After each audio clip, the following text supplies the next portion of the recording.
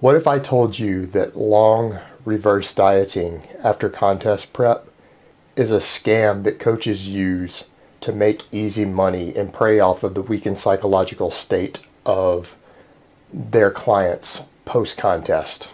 And people asked me if I would go into a little more detail on this the other day, because I've mentioned this briefly. I've mentioned this briefly a couple times recently, and you guys know that I've put out quite a bit of information in the past explaining that this whole large metabolic adaptation thing as a result of prolonged dieting or extreme calorie deficit is really bullshit. And I've already done a video, which I'll link below, discussing metabolic derangement and explaining the real cause of these shifts in metabolism. And everyone always asks me to link studies. I'll go ahead and link the Minnesota experiment also, which lets you guys kind of see that when men were put on a 50% deficit, which means they were eating half of their maintenance calories for 6 months straight, they never stopped losing body fat at any point. And most of the changes in their metabolic rate were a result of losing body weight, not shifts in hormones. That they found that even after running a 50% deficit for 6 months, that only about 10 to 15% of their metabolic changes were a result of actual shifts in hormone, like thyroid levels, cortisol levels, things like that. It's a very, very small amount, and that's extreme. That's an extreme starvation diet. And none of these men stopped losing body fat. Some of these guys got down to 5% body fat, like contest level shredded. And these things bounce back relatively quickly. Even when you get that lean, getting those hormone levels back to the point to where your metabolic rate is where it should be for your body weight doesn't take more than about 6 weeks. And anyone who's dieted down, just really lean, but not contest lean, ready for a bodybuilding stage or a physique competition, it shouldn't take you more than about 3 weeks to get your metabolism back up to speed. And here's where this really becomes a problem. This is a case of where a lot of coaches out there, even though it is not supported by the scientific literature, and we have plenty of literature giving better explanations as to what's actually causing it than a real shift in metabolism, that it's psychological issues. A lot of coaches have cashed in on this, and they're starting to do these long reverse diets. And I'm hearing stories of coaches doing things like, a lot of them, at least a dozen of them, are doing these things like taking these people after they finish a bodybuilding show or a physique contest, of having them do 20-week long reverse diets and add 25 calories a week for 100 a month. So that it takes them 20 weeks, that's 5 months, to bring their calories up 500 calories. And they're charging them as clients at least partial rates to just do something as simple as have them add 25 calories a week. And they're getting paid for this, which is virtually no work for them at this point. And there's some problems with this. It's partially preying upon the psychological state of these people, because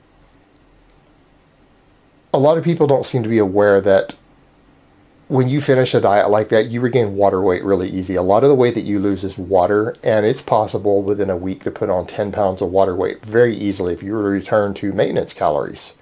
That's not fat, that's water weight, but it looks like fat to the average person. It looks like fat to the competitor. And you're dealing with people who generally have body image issues, or they wouldn't get involved in these competitions. Body image dysmorphia is massive in the physique and bodybuilding world. It is. People who compete in these things generally have terrible body self-images, and they oftentimes actually have mental illnesses relating around it. And then you put them through this long, hard contest prep, they become more psychologically vulnerable at the end. And so if they balloon up and gain a bunch of water, they will freak out. So this is one of the reasons reverse dieting became a little popular, at least slow reverses, 5 or 6 weeks, was so that these people don't freak out over the gain. But the reality is, with these long reverse diets, sure, it keeps them from rebounding and them noticing it quickly, but there's some problems here. You're keeping people at an unhealthy body fat percentage for up to 20 weeks, because some of these people, even at the end of a 16 or 20 week reverse diet, are still not at what's really a healthy body fat level. So from a health perspective, this might be good for their mental health because of their image disorders, which they should probably really get worked on more than using these extreme methods to try to protect them from freaking out over their body image. And it's to keep them from just going crazy with their food and gaining a lot of fat. But the thing is, when you've depleted somebody that lean, their body wants to gain a lot of fat. It has very good health reasons for wanting to do so. And keeping them that lean for that long isn't good for their physical health. And when you start looking at how it's going to affect their progress as far as what they're doing, most of these people still want to gain muscle every year. And here's the problem you run into. They've hired a coach sometimes for a 20-week contest prep, which is normal for a drug-free physique type competitor. To get lean enough, they oftentimes need 20 weeks. And so they've dieted down for 20 weeks, and then they do a reverse diet for another 20 weeks. That only leaves 12 weeks out of the year. So if they repeat this process again next year and do one competitive event a year, that gives them 3 months to make all their gains for the year. They get a 3-month bulk. So they only make about a fourth of the gains they could have been making for the year, because they're going to gain a little muscle, but very, very little during these reverse diets. And they've probably lost a little bit during the contest prep. So they probably cancel each other out there. So they give them 12 weeks, fourth of the year, to make some gains. So they're kept at a very unhealthy body fat percentage for a prolonged period of time. And then they don't really get to make the gains that they need to make. This is not doing these people a service. And it's something a lot of people should think about. A lot of you coaches out there, prospective coaches, I know quite a few of you watch my channel, start thinking about this, of if making that little extra money, that easy money with that slow reverse diet, is really worth the effects you're going to have on your client's health and their progress over the next couple of years. If you have them do things like this, look out for the best interest of your clients. And that is not looking out for their best interest. That is lining your pockets with easy money at their expense.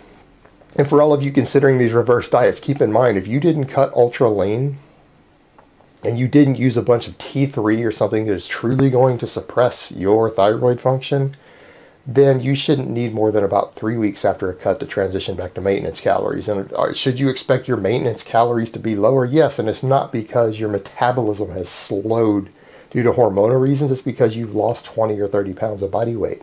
You shouldn't expect to burn the same calories doing the same activity if you weigh 30 pounds less. But it should only take you about 3 weeks. If you just did a diet, spend 3 weeks bringing yourself back up to maintenance before you do whatever you're going to do next, whether it's some sort of recomposition or whether you're going to do a clean bulk or something like that. 3 weeks. And if someone has competed in some sort of physique competition, I've had a few friends who've done their own reverse diets and managed to stay very lean and then not really gain fat when they got back to maintenance, who only did 6-week-long reverse diets. Guys who are legit natties who compete in bodybuilding, and it doesn't take them more than 5 or 6 weeks, even after that absurd restrictive diet, to bring their hormone levels back up to normal. And because they didn't do the slow reverse diets, they brought their testosterone levels and everything back up a lot faster, so that they felt better, their sex drive was back, and everything else. Because people who cut down contest lean without drugs lose their sex drive. They have a lot of problems, and that slow reverse diet is not going to help the situation.